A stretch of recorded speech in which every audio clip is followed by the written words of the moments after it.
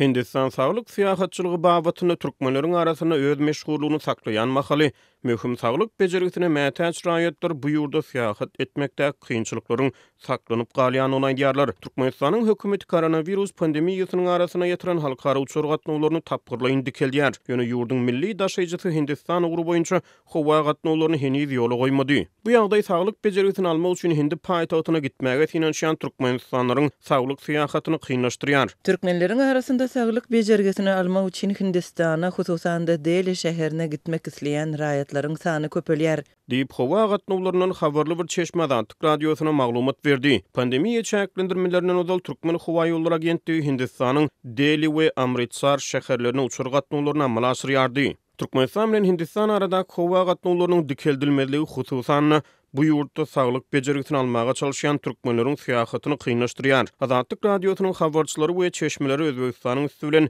Hindistana aşmaga çalışýan türkmen ýolagçylarynyň sanynyň artýanyny habar berýärler. Häzirki wagtda Çärjew etrawynda yerleşen Farab Alat gümrük geçelgesiniň üstü bilen Özbegistana baryp Hindistana aşmak iň arzan variant bolup durýar.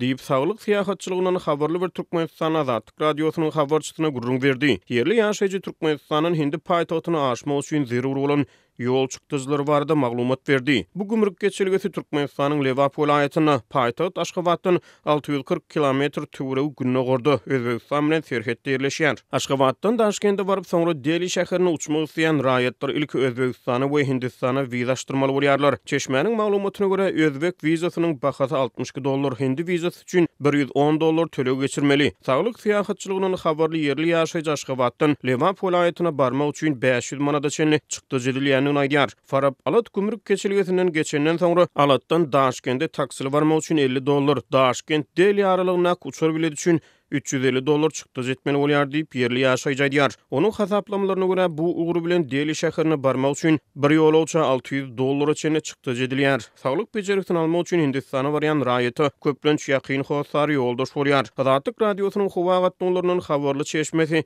ýol azabyna garamadan saglyk syýahatçylarynyň sanynyň egsilmeýändigini habar berýär.